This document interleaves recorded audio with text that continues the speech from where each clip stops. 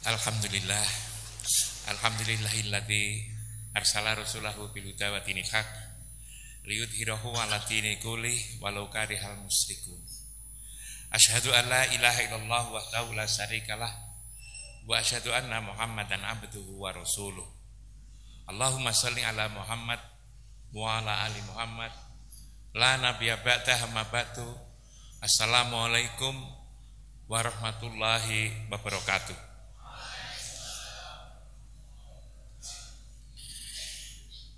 Yang kami hormati, kami muliakan Bapak Profesor Muhammad Nuh selaku narasumber, Bapak Kepala Sekolah, Ketua Yayasan Pembina,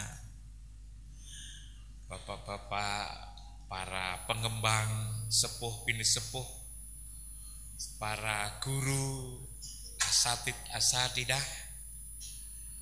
wali santri, wali murid, ibu-ibu, bapak-bapak, dan para anak-anakku, para wisudawan, wisudawati, hadirin semuanya yang berbahagia. Mari kita banyak bersyukur kepada Allah. Dengan anugerahnya kita berada di sini dalam keadaan sehat, gembira dan juga berbahagia. Sholawat dan salam kita persembahkan kehadapan anutan kita Muhammad Rasulullah Sallallahu Alaihi Wasallam yang telah mengeluarkan umatnya dari kegelapan pada terang benderang penuh cahaya sebagaimana yang kita rasakan selama ini. Sungguh saya berbahagia sekali sebagai Ketua Dewan Pakar. Pak Nuh, saya selalu tanya, saya ini sebagai apa gitu. Ternyata disebut sebagai Ketua Dewan Pakar. Padahal tugas saya itu hanya terima telepon. Kalau Mas Sapidin ini telepon saya, lalu Mas Ali Wahyudi telepon saya, gimana tazkiyah ini, saya selalu mengatakan sudah hebat, bilang. Bahkan saya salah paham Pak Nuh. Tak pikir yang hebat itu kepala sekolah, yayasan, gedung-gedungnya, peralatan pendidikannya, lingkungan yang hebat. Ternyata wali santrinya juga hebat ternyata. Saya tidak pernah, saya ini sudah menjadi kepala sekolah itu sudah 41 tahun saya ini kepala sekolah. Kepala madrasah 5 tahun, mimpin perguruan tinggi Islam swasta itu 20 tahun, mimpin UIN itu 16 tahun, 4 periode. Saya menemukan sambutan yang hebat itu baru kali ini ternyata. Inilah sesungguhnya kuncinya. Kalau kurikulumnya bagus, guru-gurunya bagus, pimpinannya bagus, lalu wali santri, wali siswa bagus, maka akan melahirkan hal yang bagus. Hanya sebagai bersyukur saja, saya tahun 2018 ini kebetulan ada kesempatan berkunjung ke beberapa negara. Saya ke Singapura Januari yang lalu saya ke Jepang, mulai ke Nagoya, Kyoto, Matsuyama, Nagoya ke Tokyo, pulang sebentar lalu kembali ke Belanda, lalu kemudian ke Belgia. Hari Rabu kemarin saya baru pulang dari New Zealand, dari Selandia Baru. Dari berbagai negara yang saya kunjungi selama tahun 2018 ini, saya kok tidak menemukan ini lembaga pendidikan tingkat SMP yang sebagus ini. Saya tidak menemukan itu. Karena itu mungkin ini terbaik bukan di Indonesia Pak Nuh, di dunia saya kira itu. Ini di dunia. Bukan itu saja, saya waktu memimpin lembaga pendidikan kan, ada kesempatan kemana-mana. Saya ke Australia, saya ke Eropa, saya ke Amerika, Kanada, sampai ke Rusia saya datang ke sana. Lalu di Asia ini, di negara-negara Arab saya kunjungi. Saya belum menemukan yang sebagus Tazkiyah ini, belum menemukan saya ini. Karena itu umpama di Indonesia, SMP di Indonesia, Sanawiyah di Indonesia, semua seperti Tazkiyah ini, kira-kira Indonesia pendidikan di Indonesia ini akan menjadi pendidikan terbaik di dunia. Kalau seluruh di Indonesia itu seperti Tazkiyah ini. Sayangnya Tazkiyah ini baru satu. Ialah di Malang ini. Ini menurut saya satu hal yang luar biasa. Ini Pak No, ini ada teman-teman yang memang mempunyai kepedulian, mempunyai rasa keprihatinan melihat pendidikan ini. Lalu mereka berkumpul, ini pinternya itu. Mensinergikan itu antara kekuatan orang tua, kekuatan orang-orang yang punya ilmu, punya pengalaman, lalu juga orang yang punya uang, termasuk Pak Kusnan ini yang punya uang. Dari Bali beliau itu. Lalu kekuatan-kekuatan yang lain dihimpun oleh teman-teman ini, lalu menjadi sebuah kekuatan. Akhirnya jadilah Tazkiyah ini. Jadi ini sesungguhnya merupakan jawaban dari anak-anak muda, teman-teman yang pintar memanage dan memimpin ini, untuk menjawab seperti apa sih sesungguhnya lembaga pendidikan itu yang terbaik. Ada hal sesungguhnya di sini ini yang Ibu dengan begitu antusias itu menyatakan kegembiraan. Apa sebetulnya yang ada di sini yang tidak dikembangkan di tempat-tempat lain? Adalah sebenarnya aspek yang begitu strategis. Ialah pengembangan rasa sesungguhnya. Anak-anak dibelahi, anak-anak lalu kemudian diajari Al-Quran, anak-anak diberikan contoh untuk sholat tepat waktu, berjamaah, dan seterusnya. Itu adalah mengembangkan rasa. Rasa di Tazkiyah ini dianggap begitu pentingnya rasa ini. Coba kalau kita lihat, kita pahami betapa pentingnya rasa ini. Kalau kita beli buah, kenapa kok kita memilih belimbing? Karena kan kita ingin merasakan belimbing.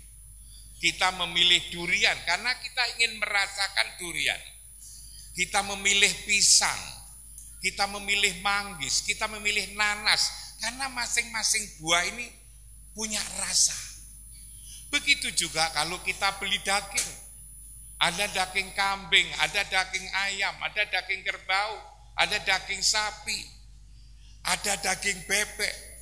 Semua kita pilih ini adalah karena masing-masing memiliki rasa. Umpama berjenis-jenis buah, berjenis-jenis daging ini rasanya sama, maka untuk apa kita memilih? Wong rasanya sudah sama. Apalagi untuk apa kita makan buah? Untuk apa kita makan daging? Kalau benda itu sudah tidak punya rasa lagi. Tidak ada rasa buah, tidak ada rasa daging, tidak ada rasa ikan. Betapa pentingnya rasa ini.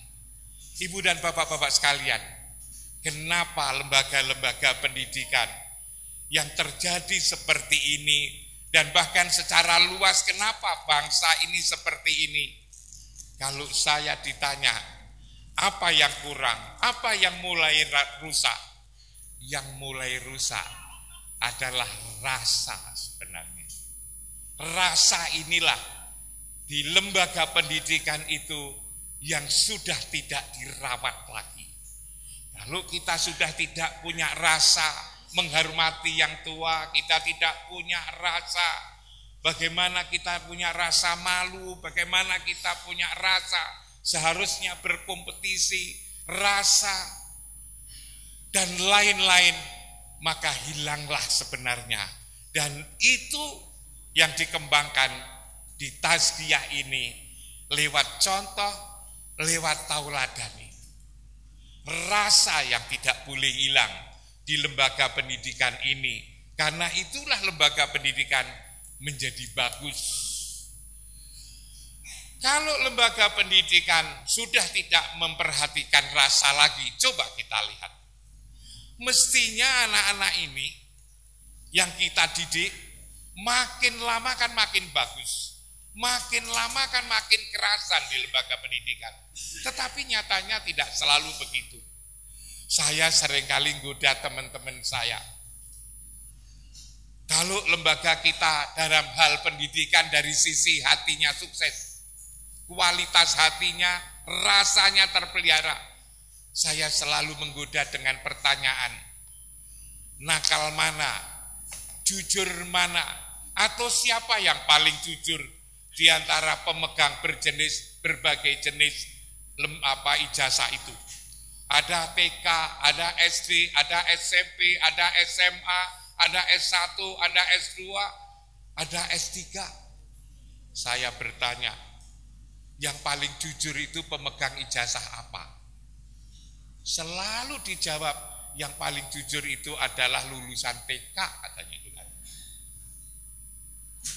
Saya lalu juga tanya, nakal mana anak STK sama SD? Katanya nakal SD. Bila dibandingkan dengan SMP, ya nakal SMP. Dibanding dengan SMA, ya nakal SMA. Dengan S1, lebih nakal S1. Tapi waktu itu saya tidak berani tanya lebih lanjut. Sekejap saya S3. Jangan-jangan saya ini paling nakal, tak bilang begitu kan? Saya ini paling nakal. Nah, begitu juga kalau mereka dinyatakan lulus SMP, lulus SMA, biasanya lalu kemudian gembira. Coba dibandingkan di tazkiyah ini, seperti ibu katakan sendiri, begitu lulus SMP, kok malah justru mendaftarkan di SMA-nya ini. Bukan lalu ketika lulus SMP, bergembira ria mau pulang ke Balikpapan, tapi masih meneruskan untuk sekolah lagi di SMA tazkiyah. Ini menggambarkan bahwa lembaga pendidikan ini makin lama makin bagus. Teman-teman Pak No, ketika saya disebut sebagai ketua Dewan Pakar katanya, kalau diterangkan dengan kalimat seperti apa sih yang ideal itu, kadang-kadang susah. Mendeskripsikan dengan kata-kata susah. Karena itu saya selalu mengatakan sama Mas Ali ini, Mas Zainal ini, ya didiklah seperti Pak Nuh itu loh tak bilang. Jadi Pak Nuh itu saya pakai untuk contoh Pak Nuh. Penjenengan itu saya jadikan sebagai contoh. Ya didiklah agar nanti kelak akan menjadi seperti Pak Nuh tak bilang itu kan. Lalu Pak Nuh itu apa? Ya Pak Nuh itu ya Pak Nuh itu tak bilang itu kan.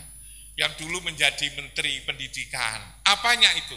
Coba rasanya masih terawat dengan baik, hatinya, spiritualitasnya, akhlaknya, tapi ilmunya saya kira tidak bisa diragukan lagi tentang Pak Nuh ini. Profesionalitasnya seperti itu tak bilang. Kalau itu lembaga pendidikannya seperti apa? Ini sudah bagus sekali. Gabungan antara mengembangkan hati, mengembangkan pikiran, mengembangkan keterampilan, dan seterusnya, dan seterusnya. Saya kira kita boleh kagum tentang sarana dan prasarana, organisasinya, para gurunya, tetapi tidak akan komplit kalau lalu kita tidak memahami konsep sebetulnya yang dikembangkan oleh tazkiyah ini, dimulai dari mengembangkan apa yang ada di dalam hati. Ialah ruh, yang di dalam ruh itu adalah rasa.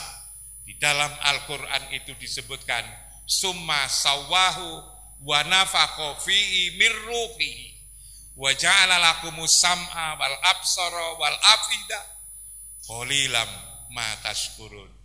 Ini ruh, inilah rasa ini yang banyak dilupakan di mana-mana. Karena itulah mesti kita bersyukur, mesti kita tentu Pak No, bapak-bapak yang lain, bagaimana atas kia itu tetap berkembang dan maju.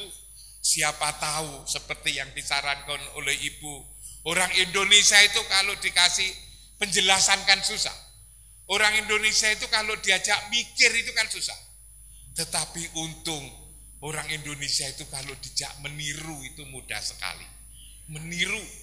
Dulu di Pesuruan itu ada 1-2 orang yang usaha mebel, lalu menjadi sukses kaya. Akhirnya sak Pesuruan itu mebel semua. Di Mojokerto itu ada orang yang usaha bebek, lalu kemudian kaya, maka sak Mojokerto itu usaha bebek. Kalau ingat Mojokerto, ingat bebek gitu kan.